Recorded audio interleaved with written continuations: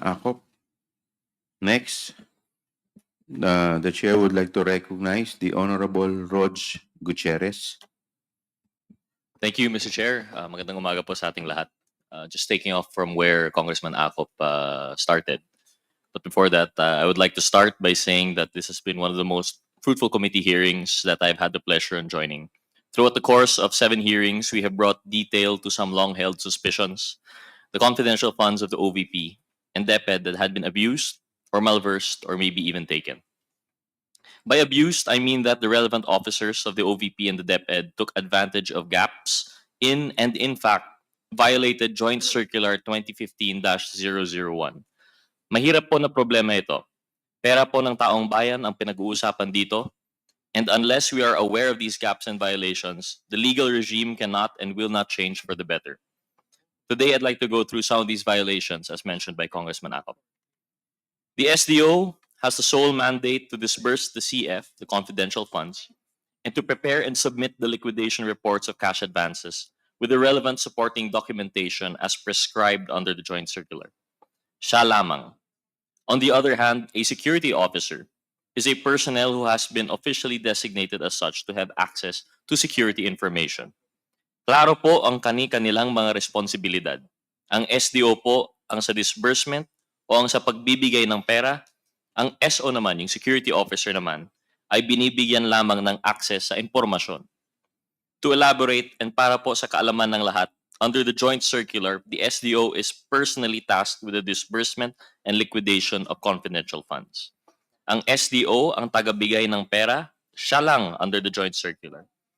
Natural lang po ito dahil ang SDO ang isa sa mga accountable officers or those public officers personally accountable when something goes wrong with respect to the utilization or disbursement of these confidential funds.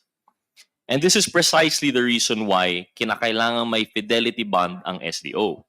The fidelity bond is there so that if anything happens to the funds while it is in the custody of the SDO, sigurado na may maibabalik pa rin na pondo to the government through the bond and for the security of the taxpayers. Yung head of agency is also personally tasked to oversee the agency-wide use and disposition of confidential funds. Siya rin ang nag-a-appoint ng SDO. Because of the functions that burden the head of agency is also an accountable officer. Sa makatuwid, yung SDO po yung inaatasan ng batas natin na humawak at siguraduhin mapunta ang confidential funds sa naaayon na confidential expenses allowed under the joint circular. Hindi niya pwedeng i-delegate ang custody ng confidential funds dahil siya ang mananagot rito. Hindi niya pwedeng iutos sa iba. Hindi pwedeng ibigay sa security officer. In the case of SDO Edward Fajarda of the DepEd, while he has admitted to having encashed the 3 checks amounting to 37.5 million pesos each, he has also claimed that he did not know or had no way of knowing how the funds were to be utilized after handing them over to the designated security officer.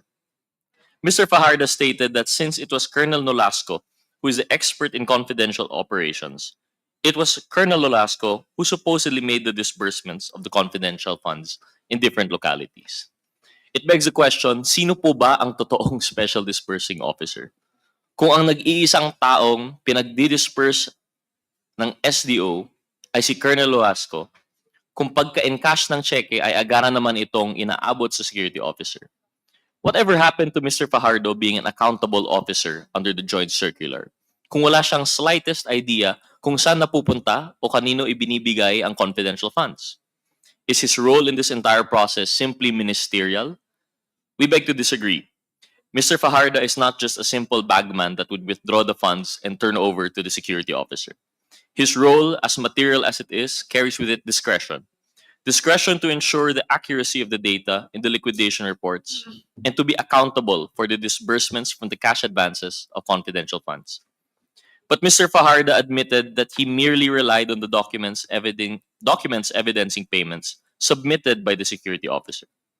His failure to exercise the standard care and diligence required of and inherent in his function is the height of irresponsibility and is in clear violation of his mandate under the joint circular.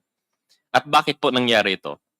Dahil ito raw ang sabi ng head of agency ng DepEd doon na si VP Sara, na ibigay ang pera sa security officer.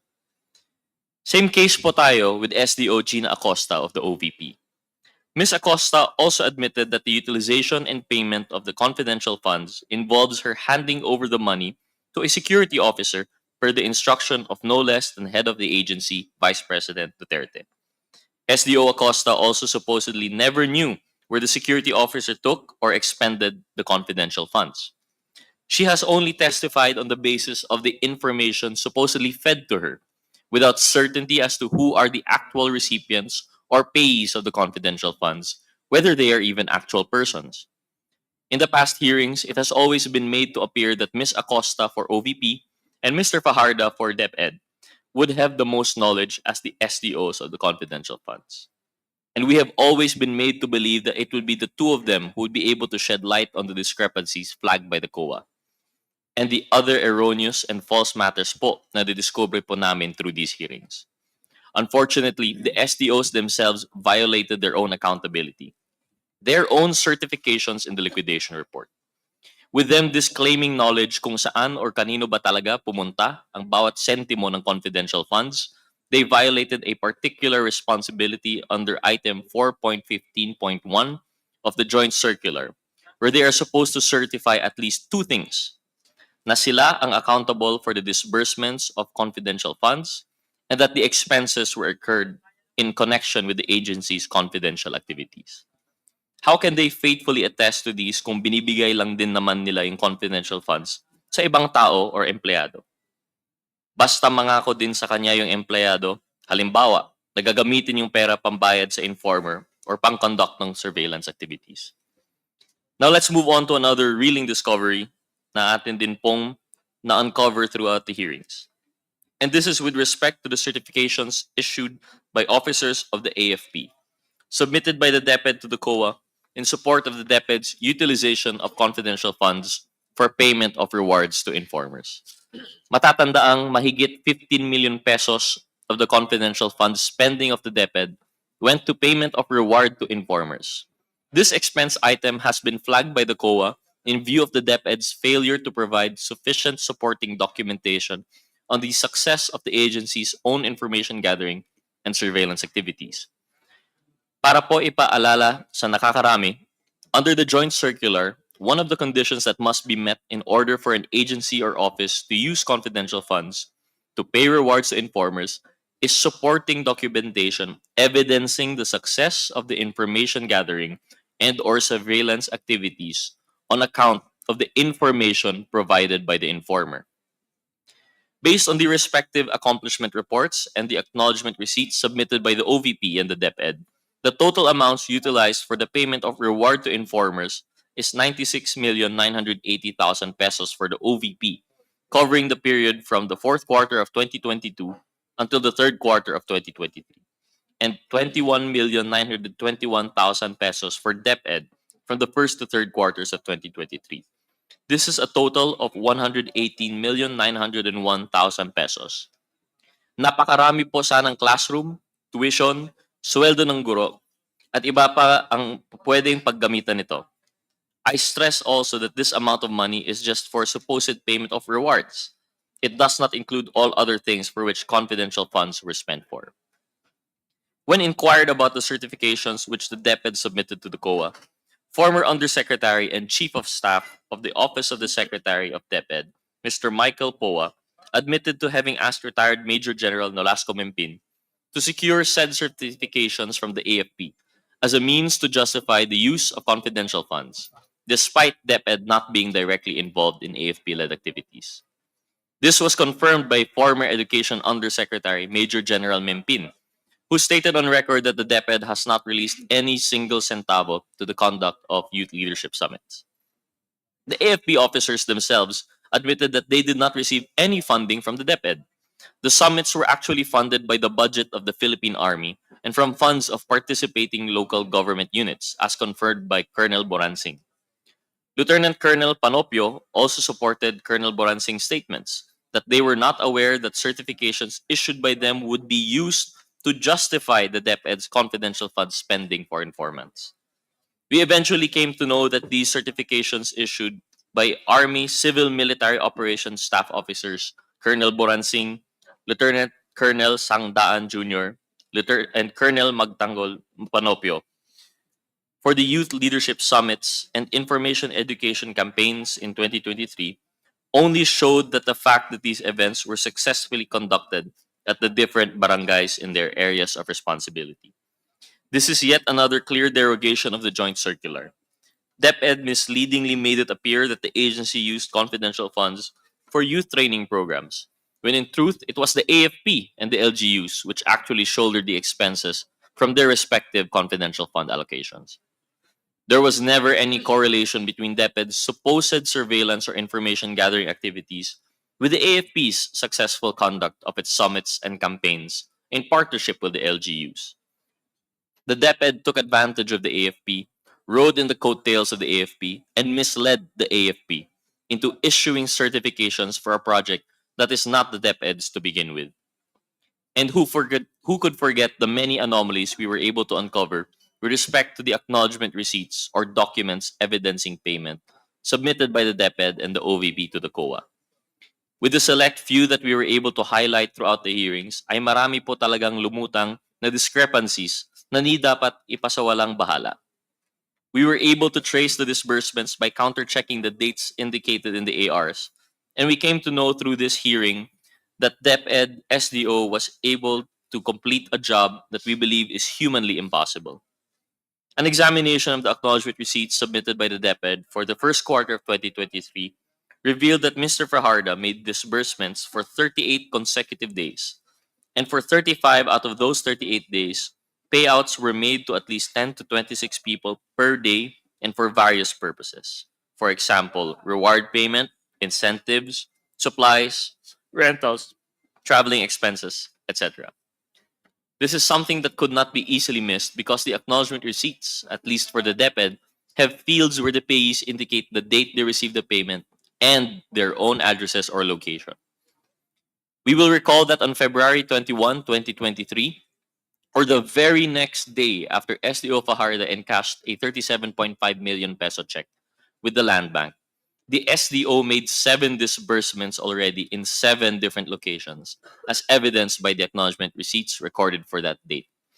Hindi ka paniwala for one person designated as the SDO to have made disbursements in Malolos, Bulacan, Danao, Cebu, San Francisco, Agusan del Sur, Makati City, Negros Occidental, Negros Oriental, and Davao City all in one day.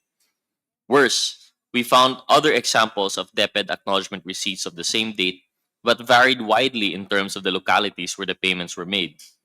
Plotting these on the Philippine map, within a single day on March 15, 2023, there were 26 disbursements which were made across 24 localities from Batanes to Davao del Sur, with total confidential expenses amounting to 1,870,000 pesos. On the 9th of March 2023, the DepEd, supposedly through its SDO, was able to make 20 disbursements over 18 localities all over the Philippines, with disbursements of confidential funds amounting to more than 1,400,000 pesos. And lastly, on February 25, 2023, there were 21 disbursements across 18 localities all over the country amounting to almost 1,400,000 pesos. All 3 examples reinforce our point that no amount of imagination can make us believe that these disbursements were made to these people at these locations and at these dates. It is physically impossible. Even assuming that the DepEd has its satellite offices and field personnel all over the country, we should always go back to the joint circular as our Bible. The function of disbursing and of being accountable for the cash advances of the confidential funds is lodged with the SDO and the SDO alone. Delegating this function to any other officer or employee would run counter to the express guidelines of the joint circular and the safeguards that it entails. Unsurprisingly, the same discrepancies have been observed in the OVP acknowledgement receipts, particularly for the payouts and disbursements for the fourth quarter of 2022. For everyone's recollection, this period refers to the 11 days when the OVP was able to use up 125 million pesos worth of confidential funds. And markedly, there were at least 3 days out of those 11 days that the payouts reached 100 recipients. For instance, noon pong December 23, 2022, based on the records and the AR submitted by the OVP to the COA, SDO Gina Acosta was able to disburse more than 15 million pesos to 103 distinct individuals for various purposes. Tila po ba naka-hyperdrive na ang naging pag-disburse ni SDO Acosta para siguruhing ma-expend ang allocated confidential funds sa OVP sa mga nalalabing araw ng 2022. Notably, the following day or Christmas Eve of 2022, these disbursements continued based on the 40 acknowledgement receipts from the OVP on this date. It spent a total of 5,429,000 pesos on supposed confidential activities. Grabe talaga itong OVP non-stop kahit magpapasko na. Whoever disbursed more than 5 billion pesos truly embodied the spirit of generosity during the holidays. If it was actually true, this amount was dispersed for confidential expenses. Lastly, we found acknowledgement receipts that the OVP reported and submitted for the fourth quarter of 2022, but bear dates outside the period for which they are intended to be used as proof.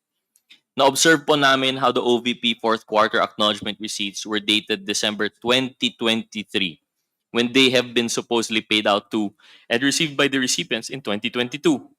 Understandably, a person can instinctively write the past year in documents when welcoming a new year. But we find it very eccentric po kasi for a person writing a date in 2022 and mistakenly indicating the immediately succeeding year, 2023, wala po yata ibang reason dito except that the acknowledgement receipts were indeed executed in 2023 and not in 2022, contrary to what the OVP is trying to establish. Sa dami po ng nadiscover natin in the past hearings na sinubaybayan po ng publiko, we uncovered irregularities and deficiencies in the disbursements and reporting of the confidential funds allocated to the OVP and to the DepEd. This has been an extremely insightful exercise of our mandate as we were able to examine the sufficiency of our current legislation and how this current legislation safeguards us from potential misuse and abuse of public funds, as well as the potential malfeasance, misfeasance, and nonfeasance in the office by officers and employees of the government. Our task does not end here. It is now our duty to craft legislation that will protect the public coffers and ensure that they are not used and abused by public servants for their personal agenda. With that, Mr. Chair, I conclude my part of the hearing. Thank you, Paul.